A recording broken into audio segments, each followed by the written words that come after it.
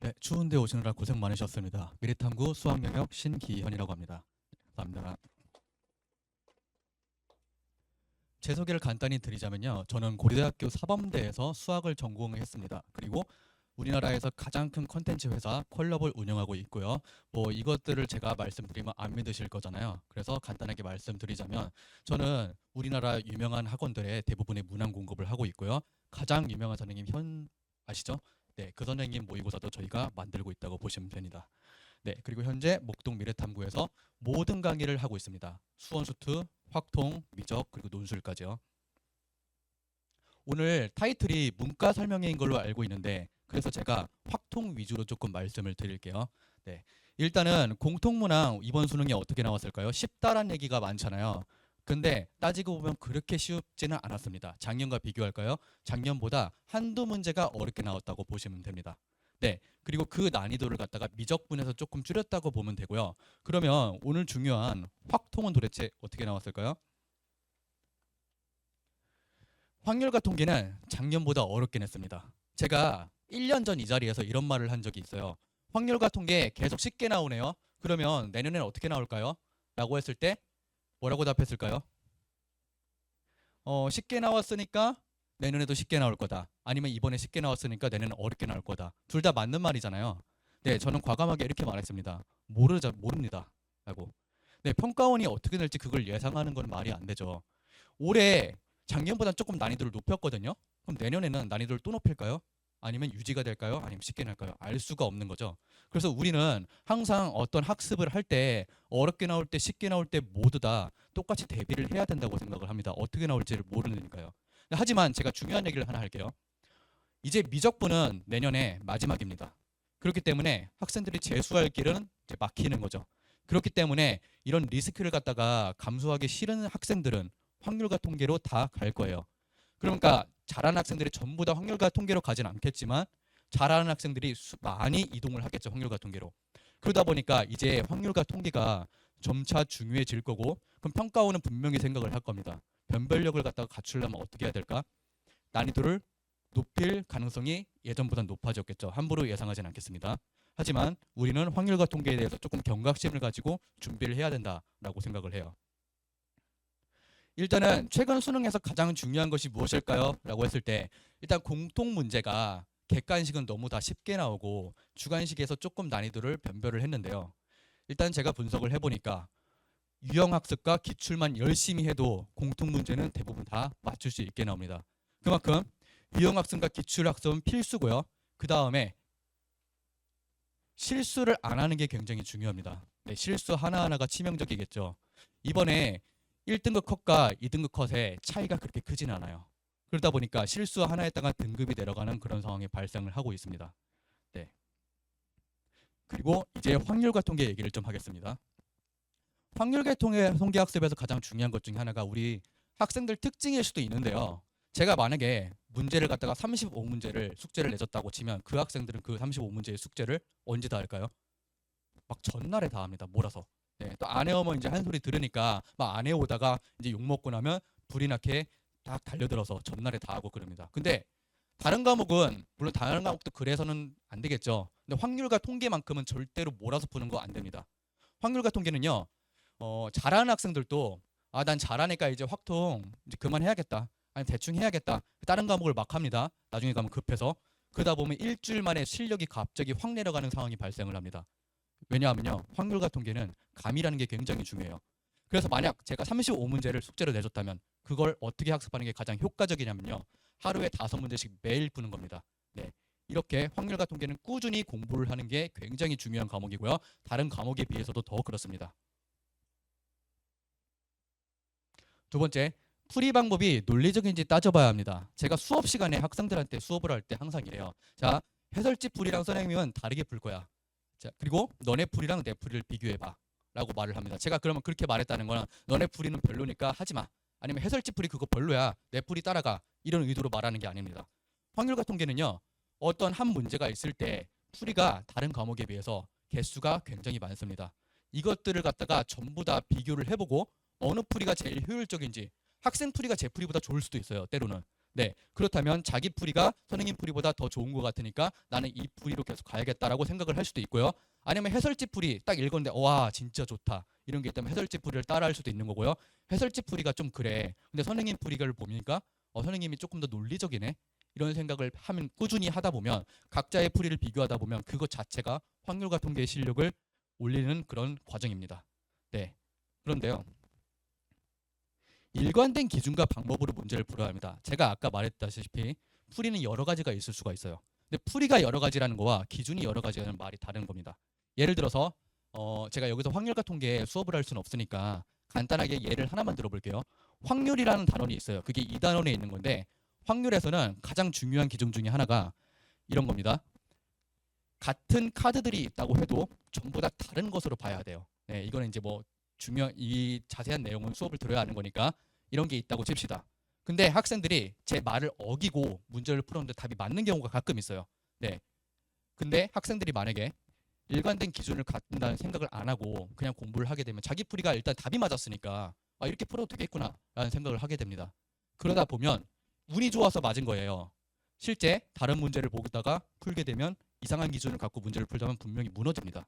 네, 그렇기 때문에 일관된 기준을 갖고 그 기준 안에서 풀이가 여러 개가 있을 수가 있으니 그 기준 하에서 그 풀이들을 비교하면서 공부를 하는 과정이 굉장히 중요합니다. 네. 저는 3년 전, 2년 전쯤에 어떤 학원에서 이제 원장님이 미팅을 하자 그랬어요. 그러면서 저한테 물어봤던 얘기가 선생님 반에서 가장 인원수가 적은 반은 어느 반이에요? 라고 물어보더라고요. 그때 제가 그랬죠. 확률과 통계입니다. 그랬더니 그 원장님이 저한테 그랬어요. 그런 걸 왜 하려고 그래요? 우리 학원에서 확률과 통계할 생각이 없어요. 불과 2, 3년 전까지만 해도 확률과 통계가 그런 취급을 받았습니다. 돈이 안 된다는 이유로 많은 강사들이 확률과 통계 강의를 접었고요. 학원에서도 안 하는 학원들이 많아졌습니다. 근데 저는 데뷔하고 나서부터 지금까지 단 한 번도 확률과 통계를 놓은 적이 없어요. 네, 그렇게 다른 강사들은 쉬는 동안에 저는 계속 확률과 통계를 하면서 컨텐츠 업그레이드도 했고요. 당연히 제 강의 실력도 업그레이드가 됐겠죠. 그래서 일단은 작년까지만 해도 제 이 학원에서도 저만 유일하게 확률과 통계 강의를 했습니다. 네, 다른 학원들도 마찬가지인 경우가 굉장히 많고요. 그렇게 잠깐 쉬었다가 이제 확률과 통계가 돈이 되니까 뛰어드는 강사와 저는 일단은 격차가 많이 벌어졌다라고 장담을 합니다. 그다음 확률과 통계의 문항 퀄리티가 굉장히 중요하거든요. 다양의 올바른 제작 문항을 보유하고 있다는데 이 올바른에 제가 강조를 했잖아요. 네, 요즘 우리 챗GPT나 제미나이 아시죠? 엄청나게 많이 발달을 했습니다. 이걸 보고 강사들이 무슨 생각을 하냐면요. 그럼 문제도 여기다가 만들어 달라고 하면 되지 않을까? 라는 생각을 합니다. 우리 수능 문제 내는 곳이 어디죠? 네, 평가원입니다. 우리나라에서 문제 가장 잘 만드는 곳은 저희 회사일까요? 평가원일까요? 평가원이겠죠. 네, 평가원이 가장 문제를 잘 낼 거고요. 평가원이 그 자체가 하나의 기준입니다. 그렇다면 수능 문제를 공부할 때 평가원 스타일대로 문제를 공부하는 게 굉장히 중요하지 않을까요? 네. 근데 확률과 통계 이 단어는요. 평가원에 아주 명확한 기준이 하나 있습니다. 평가원이 문제를 내는 스타일이 정해져 있습니다. 그게 뭐냐면요. 문제를 딱 보면 올해 문제도 보시면요. 막 28, 29, 30 문제를 보시면 굉장히 복잡해 보여요. 근데 막상 문제를 풀어보면 복잡해 보였던 문제가 아주 쉽게 풀립니다. 이게 평가원이 좋아하는 스타일이에요. 그래서 제가 혹시나 우리 챗GPT나 제미나이가 발달했으니까 문제를 만든다는 소문이 있는데 한번 나도 만들어 볼까 하고 제가 시도를 해봤습니다. 그래서 자 확률과 통계 이런 문제 하나 만들어줘라고 했더니 진짜 뚝딱 만들어요. 진짜 아마 우리나라에서 가장 빠르게 내는 출제자가 아닐까 싶어요. 그런데 제가 문제를 딱 손대는 순간 너무 구린 거예요 문제가. 그래서 제가 다시 명령을 했습니다. 자, 평가원식대로 좀 만들어줘. 평가원 거 참고해서. 그러니까 다시 뚝딱 만들어내네요. 문제를 풀어보니까 이건 사람이 풀 수 있는 문제가 아니더라고요. 네, 그래서 제가 그랬죠. 난이도가 너무 높다. 경우 좀 줄여봐. 라고 하니까 이번에 엄청 쉬운 문제를 만들어내네요. 그래서 제가 아니 중간 난이도로 좀 만들어봐. 라고 했더니 이번에는 갑자기 고1 과정을 끌어와 갖고 문제를 내고 있어요. 이거는 고1 문제인가 확통 문제가 구분이 안 될 정도로. 그래서 제가 아니 확률과 통계의 명백한 교육과정 하에 문제를 만들어줘. 라고 했더니 또 만들어 왔는데 풀어보니까 이번에는 또 이제 이게 어디다 놓은 문제인가 갑자기 수원을 갖다가 끌고 오고 막 이러더라고요. 그래서 제가 한 몇십 번을 시도해봤는데 진짜 학생들에게 풀릴 만한 중요한 문제들, 올바른 문제는 나오지가 않습니다. 네, 그런데 이 수학 문제가 이따도 말씀드릴 테지만 뭐 국어나 영어에 비해서 훨씬 비싸요. 그러다 보니까 강사들이 자기 문제 갖고 있으면 좋잖아요. 그런데 돈은 없으니까 이런 데다가 딱 문제를 갖다 양산을 해갖고 학생들에게 풀린다. 그리고 나 자체 제작 컨텐츠 있다. 내 문제 좋아. 라고 가스라이팅을 하게 되는 거죠. 네, 그러면 이제 학생들에게 오히려 역효과가 납니다. 그렇기 때문에 저는 그럼 어떻게 가능할까요? 컨텐츠 회사를 운영하고 있기 때문에 그거에 대해서 대응을 전부 다 할 수 있습니다. 네, 그래서 확률과 통계는 아무 문제나 푸는 게 아닌 평가원에서 딱 포인트가 있잖아요. 그 포인트를 잡은 그런 문제들로 공부를 해야 되는 겁니다. 일단은 제 수업이 고3 시간표는 이렇게 돼 있어요. 화요일에 클리닉이 있고요. 그 다음에 목요일 날은 이 학원이 아니기 때문에 건너뛰셔도 되고요. 참고로 지금 오늘 수요일이 클리닉 중입니다. 근데 이게 내년에는 화요일로 바뀌는 거예요. 네, 지금 제가 클리닉 하다가 나왔거든요. 네, 그래서 화요일로 클리닉이 바뀐다. 그리고 이 클리닉은 참여하는 게 굉장히 중요합니다. 이따가 제가 클리닉에 대해서 설명을 해드리겠습니다. 그 다음에 이 내년 금요일이죠. 공통 정규라고 해야 되는데 사실상 공통 심화라고 보시면 됩니다. 아마 저기 브로슈에는 적혀 있을 거예요. 공통 심화반은 여기 공통 정규반과 대응된다고 보시면 됩니다. 제가 올해 초에 금요일 날 공통반을 개강을 했어요. 이 강의실에서 개강을 했고요.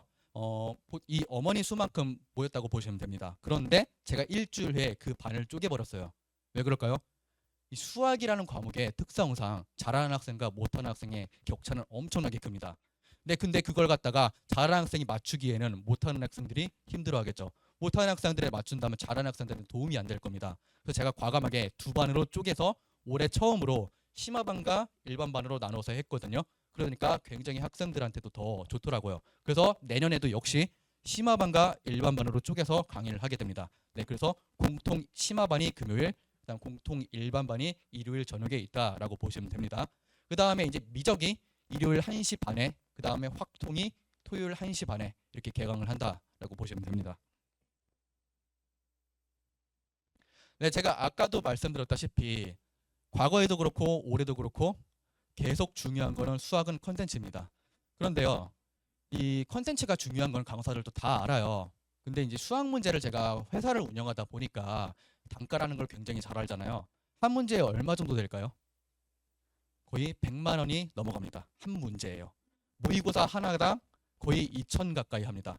이걸 갖다가 개인 강사들이 살 수가 없어요. 대형 강사들, 대형 학원들에서나 그걸 살 수가 있죠. 그러다 보니까 이제 함부로 자체 제작 컨텐츠라고 하고 아까 말씀드렸다시피 챗GPT나 이런 걸로 양산해 갖고 문제를 내거나 아니면 뭐 이제 불법으로 몰래 쓰거나 강사들이 많이 그렇게 합니다. 제가 그분들을 갖다가 욕하고 싶은 심정은 없어요. 왜 그러냐면 그만큼 비싸니까 어쩔 수 없다는 걸 저도 인정을 합니다. 네, 하지만 저는 일단 컨텐츠 회사를 운영하고 있잖아요.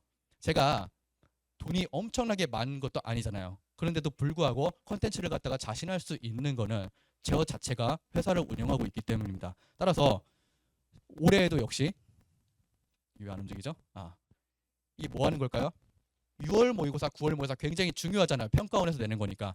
6월 모의고사가 끝나자마자 저희 연구진들, 저희 회사 연구진들 다 소집했습니다. 그래서 이 분석서를 만들게 하고요. 그다음 그거에 대한 변형 모의고사를 만들게 시켰습니다. 네, 그렇게 해서 일주일 안에 그 컨텐츠들이 전부 다 제작되게 한 다음에 학생들에게 전부 다 나눠주고 평가원을 갖다가 분석을 시켰죠. 또한 우리 연계교재 중요한 건 다들 아시죠? 제가 연계교재라고 하는 거 뭐라고 하는 건지 다 아시잖아요. 세 글자, 이로 시작하는 거. 그걸 갖다가 이제 함부로 학원에서 막 말하면 안 된다고 하더라고요. 그래서 연계교재란 말을 제가 쓰겠습니다. 이 연계교재는 수능에서 70%가 반영이 됩니다. 하지만 학생들이 문제를 봤을 때 연계교재가 반영된 문제구나, 이거 알지 못해요. 학생들 입장에서는요, 연계교재가 반영이 됐구나 이걸 알려면 그냥 숫자 변형해야 돼요. 근데 아까 말씀드렸다시피 평가원은 문제를 굉장히 잘 내는 집단이에요. 그 집단들이 자기네들보다 한참 아래 그 연계교재를 갖다가 베껴서 만든다? 이건 자존심이 허용하지 않을 거고요.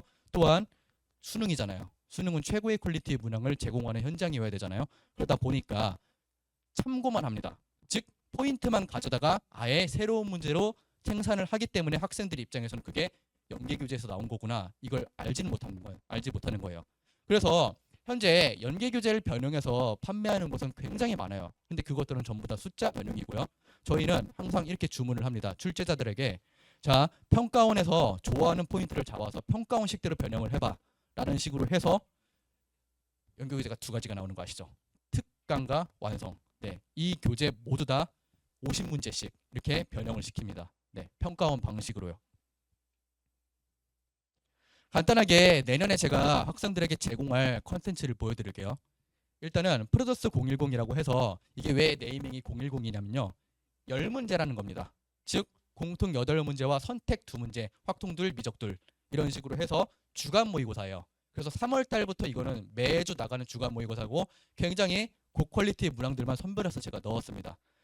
그래서 3월 달부터는 이게 나간다라고 보시면 되고요. 이게 그러니까 가운데만 다른 걸 바꾸면 이제 아시죠? 네, 이게 어떻게 말을 하냐면요. 네, 맞습니다. 이거를 베리에이션, 네, 변형이라는 뜻이에요. 네, 그래서 그 연계교재의 변형책이고요. 수원, 수투, 확통, 미적 이게 네 종류가 전부 다 나갑니다. 이거는 그래서 시즌 1이라고 해서 글자가 이제 작아서 잘 안 보이네요. 이거는 특강 변형책이었어요. 네, 그리고 이제 완성 변형책도 당연히 나옵니다. 그래서 이것들을 갖다가 학생들에게 한 번만 풀지 말고 일단은 학습하는 그 기간에 풀고 나서 수능 가까이 되면 또 한 번 풀어라. 혹시나 적중이 될지 모르잖니 라고 말을 합니다. 그리고 실제로 여기서 다 나와 이러면 거짓말이죠. 네, 올해는 확률과 통계에서 확률과 통계 29번에서 거의 비슷한 문제가 하나가 나왔거든요. 그 다음에 제가 가장 밀고 있는 바로 쇼케이스 엔제. 엔제라는 단어 들어보셨죠? 네, 이걸 갖다가 제가 왜 밀고 있냐면요. 보통 엔제는 고난이도 문항 위주로 보통 구성이 됩니다. 네, 그래서 준킬러와 킬러 대비하는 그런 문제집이라고 알려져 있는데요. 요즘 킬러가 중요하지가 않아요. 왜냐하면 진짜 못 풀 정도의 문제가 수능에 나오진 않습니다. 그래서 킬러보다는 준킬러가 더 중요하다고 보고 있고요. 그것보다도 더 중요한 거는 쉬운 문제들 그리고 중난이도 문제들에서 안 틀리는 겁니다. 그래서 제가 엔제에 아마 없을 거예요. 우리나라에서 이거 넣는 사람 어삼시사라는 파트를 넣어놨습니다. 어려운 3점과 쉬운 4점이죠. 이거 장명은 제가 한 건 아니고요. 원래 있었던 말이에요. 네, 그래서 어려운 3점과 쉬운 4점을 대비할 수 있는 파트를 넣었고요. 이것들은 내년에 더 확대할 예정입니다. 그래서 오늘 이번에 학생들이 수능을 봤잖아요. 이 수능 보는 학생들이 가장 좋았다고 말하는 게 어삼시사였어요. 네, 와 혁명적이었다 이런 말을 또 합니다. 네, 그래서 이 어삼시사를 갖다가 해서 수능 13번까지는 진짜 완벽하게 대비될 수 있도록 만든 파트가 어삼시사고요. 이 리바이벌은요. 그동안 제가 이 엔젤 하기 전까지 수업 시간에 다뤘던 아주 좋은 문제들 중에서도 또 선별을 해서 다시 풀 수 있도록 만든 겁니다. 그 다음 이게 이제 수업 시간에 중점적으로 나갈 고난도 엔제인데요. 이 고난도 엔제에서 킬러 비중은 확 줄일 겁니다. 그래서 준킬러 쪽과 그 다음에 적당한 사전 문항들 아예 새로 이제 학생들이 보는 문항을 갖다가 파트별로 선별해서 실어 갖고 학습을 시킵니다. 이것들은 이제 8월 이후에 진행이 될 거고요. 쇼케이스 엔제 말고 그냥 엔제들도 있습니다. 이것들은 이제 8월 이전에 6월에 한 번, 그다음 4, 5월에 한 번. 그래서 프리 엔제라고 하고요. 그것들은 얘보다는 이제 난이도가 조금 낮은 문항들 그리고 여기에 들어있을 문항들 그것들로 학습을 하게 됩니다. 그래서 엔제 중에서 수많은 엔제 중에서 가장 밀고 있는 게 바로 쇼케이스 엔제라고 보시면 돼요. 네, 이렇게 해서 제 컨텐츠를 갖다가 간단히 말씀을 드렸고요. 마무리하기 전에 제가 클리닉에 대해서 한 번만 말씀을 드릴게요. 이 클리닉을 시행하지 않은 학원은 없습니다. 네, 근데 이제 그 클리닉이 모든 클리닉이 학생들의 성적을 막 올려주진 않아요. 그 이유 중에 하나가 뭐라고 생각하냐면요. 조교들이 대부분 다 운영을 하기 때문이다라고 생각을 합니다. 근데 학생들에 대해서 가장 잘 아는 건 조교들이 아니라 또 어머니들이 아니라 저겠죠. 왜냐하면 그 학생들의 수학을 갖다가 가르치는 사람이 저기 때문이죠. 그런데 이제 못하는 학생과 잘하는 학생은 클리닉에서의 접근 방법이 달라야 합니다. 잘하는 학생들은 문제를 질문했을 때 그걸 제가 처음부터 끝까지 알려주면 안 돼요. 그러면 실력 향상에 도움이 안 됩니다. 그 학생은 그냥 포인트만 찝어주고 네가 해결해봐 라는 식으로 접근을 해야 되고요. 못하는 학생은 그 문제를 그냥 풀어주면요. 다시 또 풀라고 했을 때 못 풀어요. 그 이유는 개념에 빵꾸가 난 부분이 분명히 있어서입니다. 그래서 그 개념 부분을 제가 설명을 해줘야 됩니다. 그런데 만약에 조교만 안에 있다면 조교들은 그냥 학생이 질문을 하면 그거 그 자리에서 문제 좀 풀어보고 그 다음 알려주고 끝입니다. 근데 그 과정을 반복하니까 클리닉이 오더라도 학생이 들지가 않겠죠. 그래서 모든 클리닉에는 제가 항상 들어갑니다. 네, 그래서 제가 들어갔고 만약에 제가 커버 못 치는 상황에서도 일단은 그 학생에게 어떤 상황이니까 조교 보고 그런 식으로 포인트를 짚어줘서 좀 가르쳐 줘야 된다라고 명령을 내리지 조교가 그냥 함부로 가서 막 질문 받아주고 이렇게 하지는 않습니다. 또한 이 클리닉은 막상 오라고 하면 이게 클리닉이 돈 내는 게 아니잖아요. 그러다 보니까 학생들이 뭐 하루 빠져도 뭐돈 날리는 거 아니니까 오늘 좀 쉬고 싶으니까 안 가야지, 아니면 어머니들한테 간다고 거짓말을 치고 뭐 딴 데로 새는 경우도 굉장히 많고요. 네, 안 그럴 거란 보장 없으시죠?